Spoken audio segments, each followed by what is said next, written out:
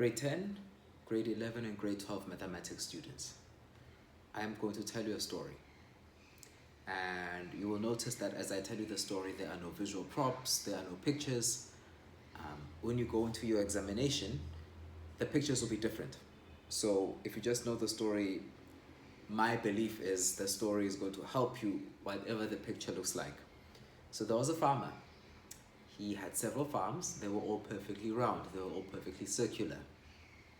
And he had two children, and the children were always fighting and they were getting in his hair. And one day he says to them, listen, I am going to banish you guys to the edge of the farm. We're going to have a wedge. We're just going to draw a fence from one part of each farm to the other. And on every farm that we go stay at, you guys are living in the little fenced off area.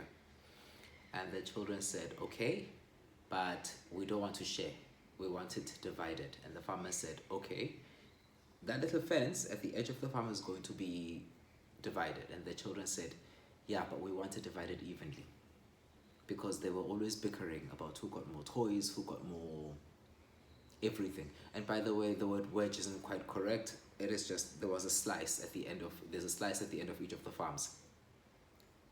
And so the farmer says, all right, how we're going to make sure that your place is divided evenly is I'm going to walk from the center of each of these farms with a string and a box.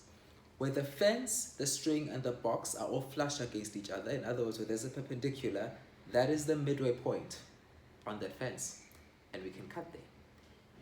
And the children said, yeah, but how do we know that that is evenly divided?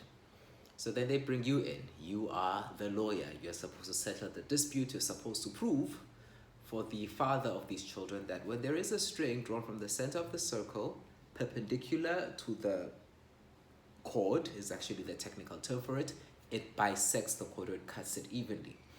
And how you prove that is you turn to a group of shapes that have formed a union. They work so hard. I promise you, for all of your proofs, you're going to have to work with the hardest working triangles, the right angle triangles, and you know that they're right when they say that they're the hardest working shapes because it's in their name, right angle triangle.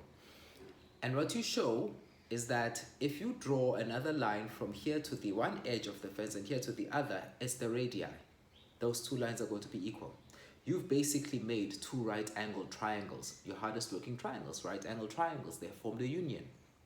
And those two right angle triangles are identical in every respect except that they just happen to be back to back. So the word identical also has a technical meaning. So don't be confused if I say things like wedge or identical. In mathematics, identical means something else.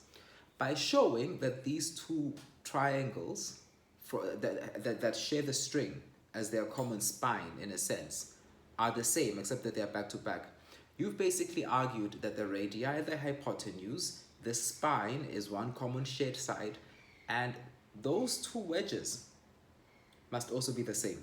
So that fence must also have been divided evenly. And that is how you prove the theorem that says that a line drawn through the center of the circle to a chord perpendicularly bisects the chord. We didn't have pictures. You now know the proof in sequence because you know a story. Why does this matter? When you look at your mathematics paper, they're going to ask you to prove things, calculate, determine, which is the same thing as calculate in many instances, and derive. When they're asking you to prove, they're asking you to be the lawyer. Something is given, something is unclear. That is most inheritance disputes. So you are able to construct an argument based on what is given, but you have to, it's a legal argument. You can't jump ahead into what is proven and make that part of your proof. You have to know what is known and what is unknown. When they ask you to calculate or determine, you are going to be an accountant or a manager or an administrator. Maybe you are calculating how much fencing is needed for one of these slices of fence. If they ask you to derive a formula, you're an engineer. The formula doesn't quite exist. You kind of have to make up the math. So if you're an engineer, you're out in the field, you forgot your maths textbook, you have to figure out from scratch what mathematics works. This stuff is very difficult to remember, the steps that go into it, unless you can tell a story. So let me know if you've got any stories that help you with any of your mathematics paperwork. Thank you.